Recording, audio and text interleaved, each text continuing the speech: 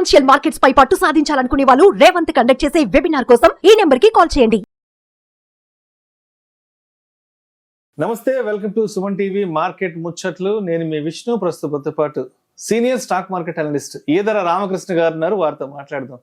Sir, Eedara Ramakrishna గారు నమస్తే. Sir నమస్తే అండి విష్ణు గారు, అలాగే సుమన్ టీవీ ప్రేక్షకులందరికీ. సో అదేవిధంగా మార్కెట్స్ కి సంబంధించి కూడా సెబీ నుంచి ఒక పెద్ద అప్డేట్ కూడా రావడం జరిగింది. జనవరి 31వ తారీఖు నుంచి T+O సెటిల్మెంట్ కూడా తీసుకురాబోతున్నట్లు. సో ఏంటి అసలు T+O సెటిల్మెంట్ వస్తే మనం ఎటువంటి కొత్త పరిణామాలకు మార్గం వేసుకోవచ్చు అంటారు అసలు? అంటే T+O అంటే సేమ్ డే అనమాట. ట్రేడింగ్ చేసిన రోజే మనకి మనీ కావాలంటే తీసుకోవచ్చు. ఇప్పుడు దాకా మనకి T+1 సెటిల్మెంట్ సైకిల్ నడుస్తూ ఉంది. సో T+1 అంటే ఈ రోజు మనం మండే ఫ్రైడే కనుక ట్రేడింగ్ చేస్తే మనకు మనీ కావాలంటే మండే తీసుకోవాల్సి వస్తుంది, అంటే పొజిషన్స్ క్లోజ్ చేసిన తర్వాత. సో ఫ్రైడే పొజిషన్స్ క్లోజ్ అయితే మండే మనకి పేఅవుట్ అయిపోతుంది. అలాంటి సందర్భంలో, అంటే అలాంటి పరిస్థితుల్లో ఉన్న మనం ఇప్పుడు ఎక్స్చేంజ్ సెబీ కొత్తగా జనవరి 1 నుంచి 31 నుంచి almost 500 companies market cap wise గా టాప్ 500 కంపెనీస్ ఏవైతే ఉంటాయో ఆ 500 కంపెనీస్ లో ఫస్ట్ మంత్ లో 100 కంపెనీస్ లో ఇంప్లిమెంట్ చేయబోతున్నారు. అట్లా ఎవ్రీ మంత్ 100 చొప్పున 5 months లో రోల్ చేస్తారు. మొత్తం 500 కంపెనీస్ ఫిల్ అవుతాయి. మేబీ అది అయిపోయిన తర్వాత 500 కంపెనీస్ అయిపోయిన తర్వాత నెక్స్ట్ రౌండ్ లో మళ్ళీ ఇంకా మిగిలిన కంపెనీస్ కూడా చిన్నగా నెక్స్ట్ 500 జాయిన్ చేసుకుంటూ మేబీ నేను అనుకోవడం ఒక 1 year 1.5 year లో మొత్తం అన్ని కంపెనీస్ కి T+0కి తీసుకొచ్చే అవకాశం ఉంది. సో T+0కి ఇన్వెస్టర్స్ కి చాలా బెనిఫిట్ అండి. ఎందుకంటే లిక్విడిటీ మనకి, అంటే ఈ రోజు మన పొజిషన్స్ క్లోజ్ చేసుకుంటే మనం సాయంత్రమే డబ్బులు అడిగే అవకాశం ఉంది బ్రోకర్ని. సో మనకి లిక్విడిటీ ఉంటుంది, షేర్స్ వెంటనే మన డిమాట్ ఖాతాలో జమ అవుతాయి. ఇట్లాంటి ఫాస్ట్ సెటిల్మెంట్ అవడం వల్ల సెక్యూరిటీ పెరుగుతుంది, ఇన్వెస్టర్స్ కాన్ఫిడెన్స్ పెరుగుతుంది. సో ఏ భయాలు ఉండవు బ్రోకర్స్తో డీల్ చేయాలంటే. ఆల్మోస్ట్ స్టాక్ బ్రోకర్స్ సంబంధించినంత వరకు ఇక్కడ నుంచి మోసాలు జరిగే అవకాశం లేదండి. అంటే ఏ స్టాక్ బ్రోకర్తో కూడా వాళ్ళ మీద కట్టుదిట్టమైన నిబంధనలు ఉండటంతో ఏ స్టాక్ బ్రోకర్ కూడా మోసం చేసే అవకాశాలు లేవు భవిష్యత్తులో.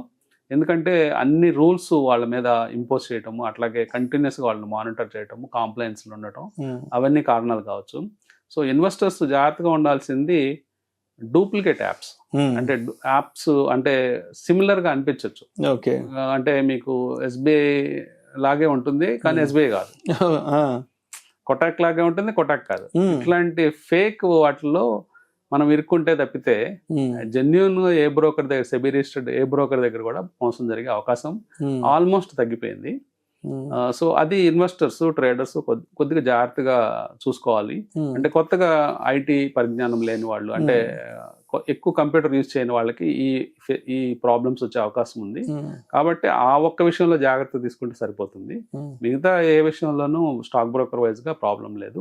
అట్లాగే ఈ T+0 సెటిల్మెంట్ అనేది వరల్డ్ లో ఫాస్టెస్ట్ సెటిల్మెంట్ సైకిల్ అని మనం అనుకోవచ్చు. అంటే ఏంటంటే వరల్డ్ లో ఏ ఎక్స్చేంజ్ లో కూడా T+0 చాలా తక్కువ ఎక్స్చేంజ్ లో ఇంప్లిమెంట్ చేస్తున్నాయి. సో ఇండియా కూడా ఫాస్టెస్ట్ సెటిల్మెంట్ సైకిల్స్ కి వెళ్ళిపోతుంది. సో ఇంకా దీంట్లో వచ్చే ఛాలెంజెస్ ఏంటంటే ఇన్వెస్టర్స్ కి హ్యాపీయే, కానీ బ్రోకర్స్ కి కొంత ఇబ్బందికరమైన పరిణామం.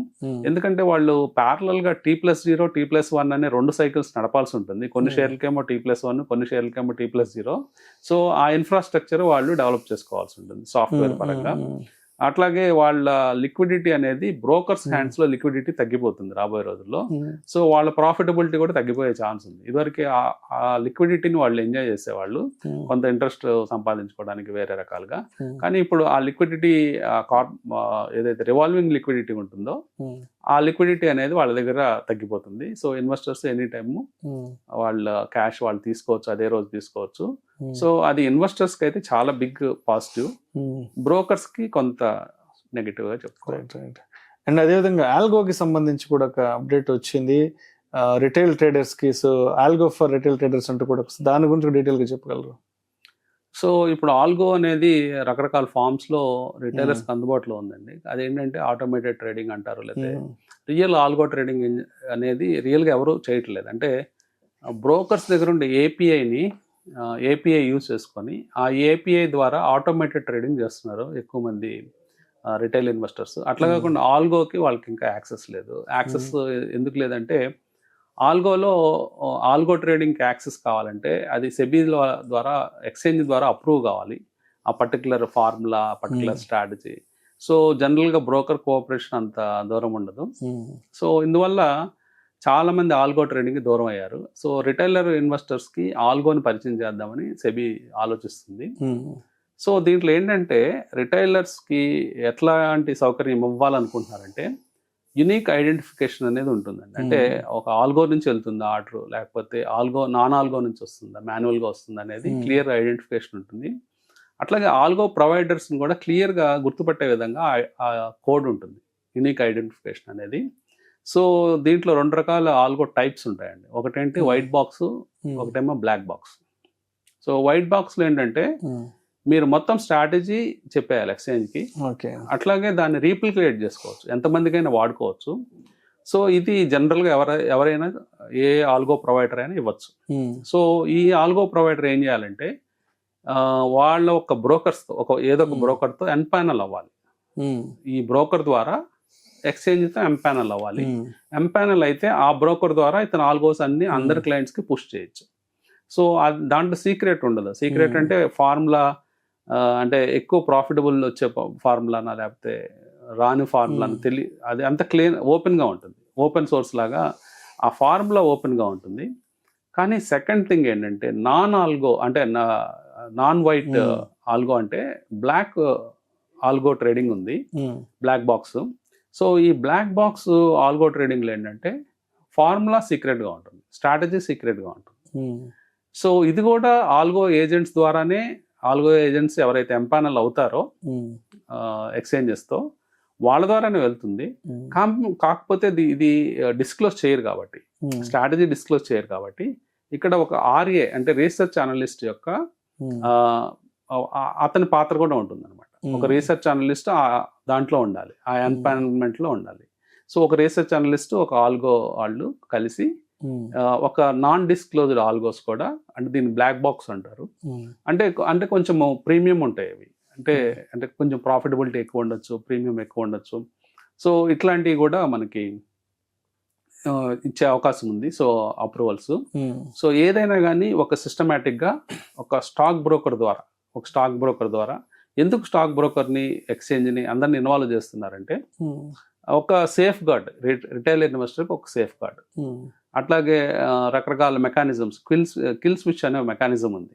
అంటే మనం ఎప్పుడైనా ఎక్కువ లాస్ అవుతుంటే ఆ కిల్ స్విచ్ ఆటోమేటిక్గా ఆన్ అయ్యే విధంగా, అంటే మనము ఒక రోజులో నేను 5,000 కంటే ఎక్కువ పోదలుచుకోవాలి, స్టాప్ లాస్ లా పెట్టుకోవాలి. ఆల్గో అంటే అది ఆటోమేటిక్ రన్ అయిపోతా ఉంటుంది, నెంబర్ ఆఫ్ ట్రేడ్స్ చేసుకుంటూ వెళ్ళిపోతా ఉంటుంది. కానీ నాకు లాస్ ఎంత వస్తుంది నాకు డిఫైన్ చేయాలి కదా. సో నేనేం చేస్తానంటే 5,000 నా లిమిట్ అని పెట్టుకుంటే ఆ రోజుకి 5,000 లాస్ రాగానే అది ఆటోమేటిక్ ఆఫ్ అయిపోతుంది. సో ఇలాంటి టెక్నాలజీ పెంచుకోవాల్సిన అవసరం ఉంది. ఇట్లాంటి ఇవన్నీ కూడా చేయాల్సి ఉంది కాబట్టి సో ఇక్కడ బ్రోకర్ ఇన్వాల్వ్మెంట్ పెట్టారు. అట్లాగే ఆల్గో ట్రేడరు, ఆల్గో ఏజెంట్, వీళ్ళిద్దరూ కలిసి ఎక్స్చేంజ్తో ఎంపానల్ అవ్వాలి. ఎంపానల్ అయ్యి అందరూ వైట్ బాక్స్ ఆల్గోస్ ఇచ్చేయచ్చు. బ్లాక్ బాక్స్ ఆల్గోస్ ఇవ్వాలంటే ఇక్కడ ఒక బ్రోకరు, ఒక ఆల్గో ఏజెంట్ కాకుండా ఒక ఆర్ఏ రీసెర్చ్ అనలిస్ట్ కూడా ఉండాలి. వాళ్ళ ముగ్గురు ఉన్నప్పుడే బ్లాక్ బాక్స్ ఆల్గోస్ ఇవ్వడానికి కుదురుతుంది. వీళ్ళందరూ కాకుండా పర్సనల్గా ఇండివిజువల్ ఆల్గో ప్రొవైడర్స్, అంటే ఎవరైతే ఇండివిజువల్ ఆల్గో రాసుకోగలుగుతారో, అంటే పైథాన్లో కానీ లేకపోతే జావాలో కానీ, వాళ్ళు ఇండివిజువల్ కూడా వాళ్ళు బ్రోకర్తో ఎంపానల్ అవ్వచ్చు. కానీ వాళ్ళ ఆల్గోస్ కేవలం వాళ్ళ ఫ్యామిలీ మెంబర్స్కి మాత్రమే అప్లై చేయాలి. అంటే లైక్ వాళ్ళ సన్, డాటరు, లేకపోతే వైఫ్, పేరెంట్స్, వాళ్ళకి మాత్రమే అప్లై చేసి అతని ఆల్గోని పరిమితంగా అతని కుటుంబ సభ్యులకు మాత్రమే ఉపయోగించుకునే అవకాశం ఉంది. దీని ద్వారా ఏమవుతుందంటే ఓవరాల్గా రిటైలర్కి ఒక, అంటే ఇదివరకు ఉండే సౌకర్యాల కంటే ఒక ఎక్స్ట్రా ఫెసిలిటీ ఇచ్చినట్టు అవుతుంది. అలాగే బ్రోకర్స్ కూడా వాళ్ళ బేస్ పెంచుకోవడానికి, రిటైలర్స్ అంటే ట్రేడర్స్ని పెంచుకోవడానికి, ఎక్కువ ట్రేడింగ్ జరగడానికి, వాళ్ళ బిజినెస్ ఇంప్రూవ్ అవడానికి పనికొస్తుంది. Thank you sir, thank you so much Eedara Ramakrishna garu. Thank you అండి.